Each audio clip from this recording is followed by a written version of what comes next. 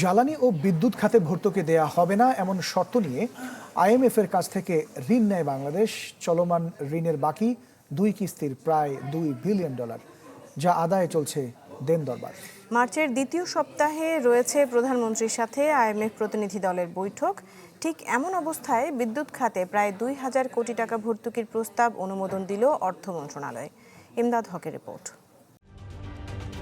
ঢালাইয়ে দৃঢ়তা, নির্মাণে নিশ্চয়তা, প্রিমিয়ার সিমেন্ট, ঢালাইয়ের রাজা। বিদ্যুৎ খাতে প্রতিবছর ভর্তুকি কমানো ও বিদ্যুতের দাম বাড়ানোর মাধ্যমে সমন্বয়ের শর্ত মেনে নেয় আওয়ামী লীগ সরকার 3 বছর আগে। পরে আংশিকভাবে ভর্তুকি কমানোর সিদ্ধান্ত বাস্তবায়ন করে অন্তর্বর্তী সরকার। তবে বিএনপির নেতৃত্বাধীন নতুন সরকার এসে ফিরে গেল ভর্তুকির রীতিতেই। অর্থ মন্ত্রণালয়ে পাঠানো প্রস্তাবে বিদ্যুৎ বিভাগ বলছে এ খাতে দরকার 2800 কোটি টাকা।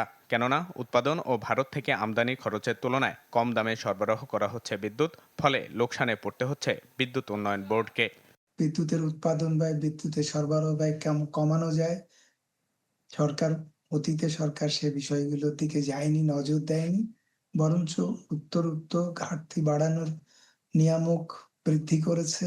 তথ্য বলছে আগের অর্থ বছরে এই খাতে ভর্তুকি দেওয়া হয়েছে 60,000 কোটি টাকা, যার ধারাবাহিকতায় আরও 36,000 কোটি টাকা বরাদ্দ রাখা হয়েছে চলতি অর্থ বছরে, যার মধ্যে গেল 7 মাসে গেছে 22,300 কোটি টাকা। বাকি এই অর্থ থেকে বিদ্যুৎ বিভাগকে বরাদ্দ দেওয়া হয় 1,750 কোটি টাকা।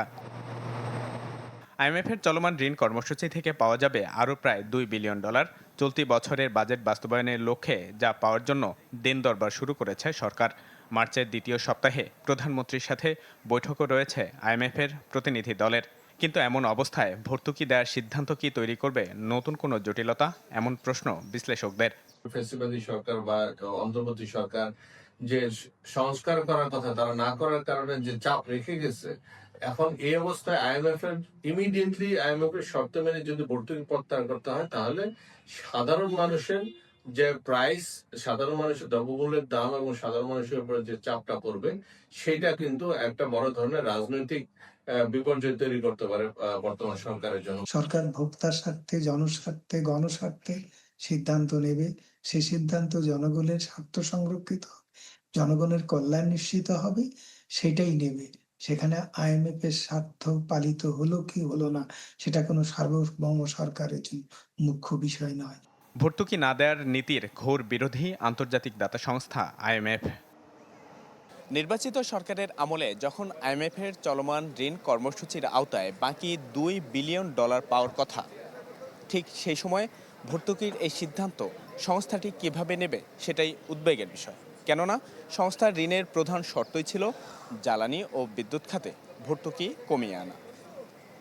ইমদাদ হক, চ্যানেল 24, ঢাকা।